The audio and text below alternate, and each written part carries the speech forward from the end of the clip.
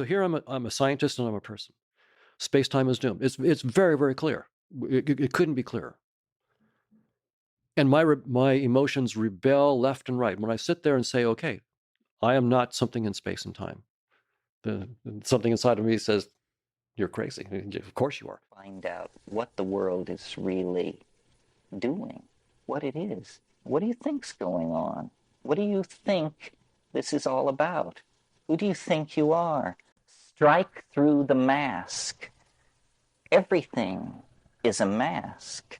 And just behind that mask lurks, well, what? That's the question.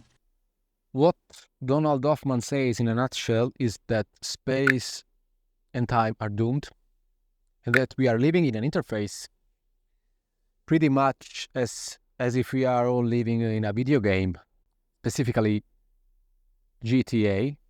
I played only the first one, and that says something about my age. He says that if you are looking to a car right there, when we turn our head, the car disappears. And then when we turn our head back that direction, the car appears again. And conceptually, talking about a video game, we can easily understand how that works. It's a bit harder to understand how this works when we are talking about reality. Donald Hoffman says that if we go below a certain measurement, which is 10 to the minus 33 centimeters, the laws of space and time do not apply anymore, and we cannot use them to explain the phenomena that are happening. So from this, Donald Hoffman derives that space and time is just an interface, and that reality is not nested inside space and time, but is beyond space and time altogether.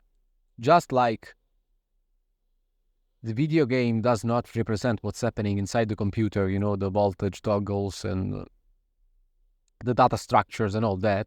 In the same way, space and time do not represent reality.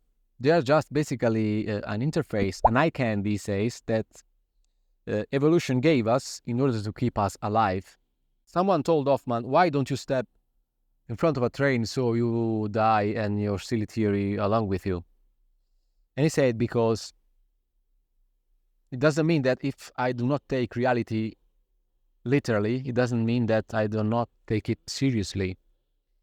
In the same way, if you're working on a document on your computer, that document is not real. The icon on the desktop is not real, but it doesn't mean that you put it in the trash can and then you empty it straight away, because you're going to lose possibly hours and hours of work.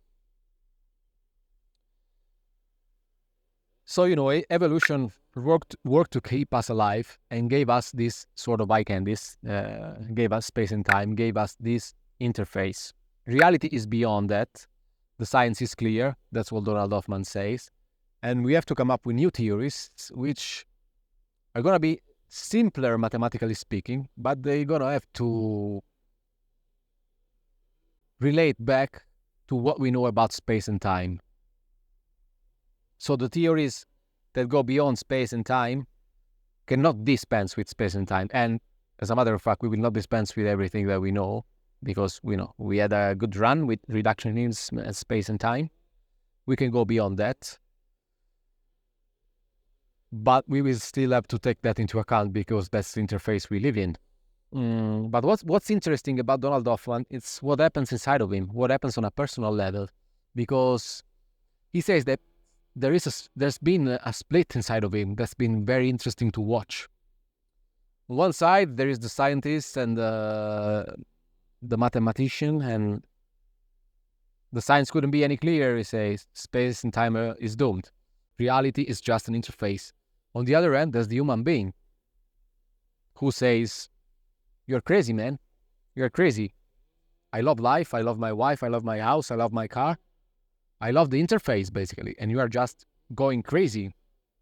So Donald Hoffman had to work long and hard on this. And he says he meditates for about 2 hours a day.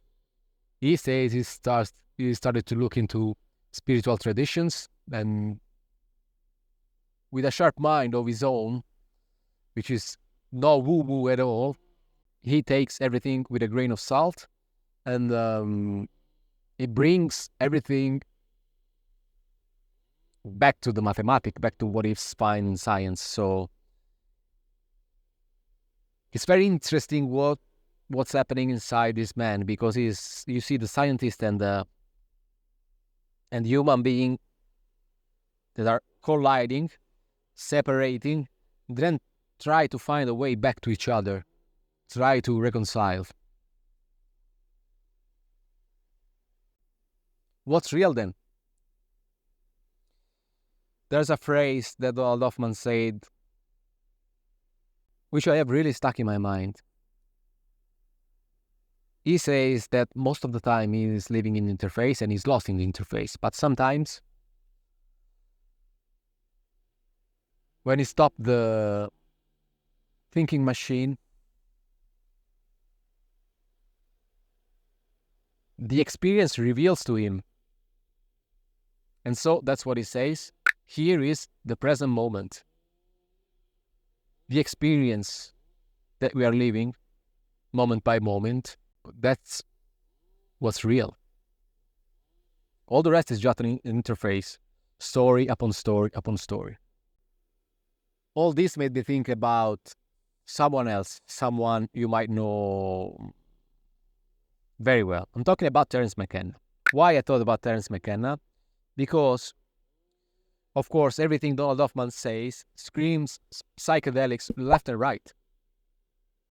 Hoffman said he did not experience with psychedelic yet, and the yet is very important here.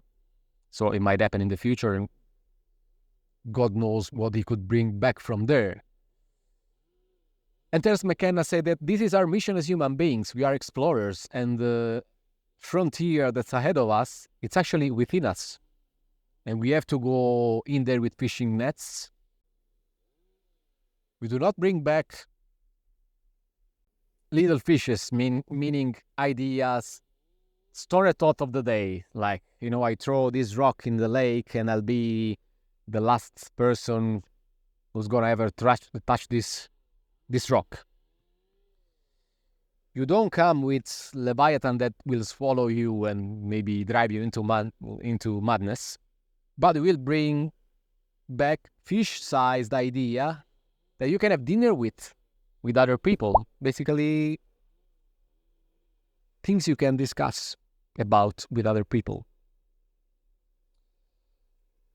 Terence McKenna liked to go into the psychedelic experience with something.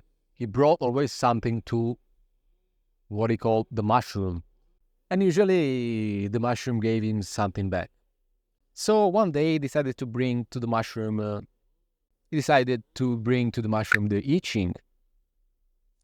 And long story short, he came up with a wave, which is a fractal wave, meaning a wave that if you zoom into it, is going to repeat itself. So if you see the wave from this distance, you're going to have a pattern. If you zoom in and you're going to see this much of the wave, you're going to see exactly the same pattern, but on a smaller scale. That's the fractal. And you can zoom in and out infinitely, basically. He came up with this theory, which is called Timewave Zero. He came up with a software called Timewave Zero. He was really a fan of the technology. It was the spirit of the 90s, after all. So the wave started from a point that you could set up on the software and ended up at zero. He set up a point, and his end point, the 0 point, was the 21st of December 2012, which was the Mayan apocalypse. Funny coincidence there, and you can take from that what you want. So given that end point, McKenna could go back and back and back and explain everything that happened on Earth. The birth of life, the arrival of dinosaurs, the arrival of human beings, history. And he said that since the wave is a fractal that repeats itself, there are resonances between different periods of time. One of the resonances that comes off the top of my head is the one between Egyptians and Nazi Germany, and also the fact that the word Pharaoh and Führer, they seem to have the same root. Take from that what you want. But as we said, it happens on a smaller scale. So if the Egyptians stayed on Earth for centuries, when history repeated itself with the Nazis, they only lasted a few decades, and so on and so forth. So we come to the end point, the singularity, the transcendental object at the end of time. That's not the end, actually the end of time, meaning the end of the world, the end of life, but it's a point in time where everything will happen at once and everything will become unrecognizable. And that exact point in time made me think about the connection between Donald Hoffman and Terence McKenna, because if we are living in an interface and if reality itself is unknowable, maybe beyond space and time there's something unrecognizable, there's something we cannot even begin to imagine. So here I have seen a connection between a scientist and a human being. Donald Hoffman made his rigorous calculations and who lived this experience of life as a human being and who came very close to that and experienced all the contradiction of the theory that he came up with and life. And on the other hand, we have Terence McKenna, who was basically an optimist about the role of humanity in history. Terence McKenna tells you to relax, everything is going to be all right, the world is not going to end. On the other hand, we have Donald Hoffman, who is scared about that, about leaving the interface. So we have this big difference here. Terence McKenna is an ethnobotanist, and Timewave Zero is considered a crackpot theory. But I think it's an interesting exercise of thought, if anything. You know, you can give the man some credit, I think, because it's an original idea. It gives you different perspective on time. And I think, you know, you can give him a break. And also, it's a pleasure to listen to Terence McKenna because he is an artist. And more specifically, he is a poet, and even more specifically, he's a musician. I mean, he's none of that on paper, not a poet, not a musician, but the way he uses language, man, I've never listened to anyone using language like that. It's like language is his musical instrument, and so it's a pleasure to listen to him. So take from this what you will. Give a listen to Lex Fridman podcast and Donald Hoffman theories.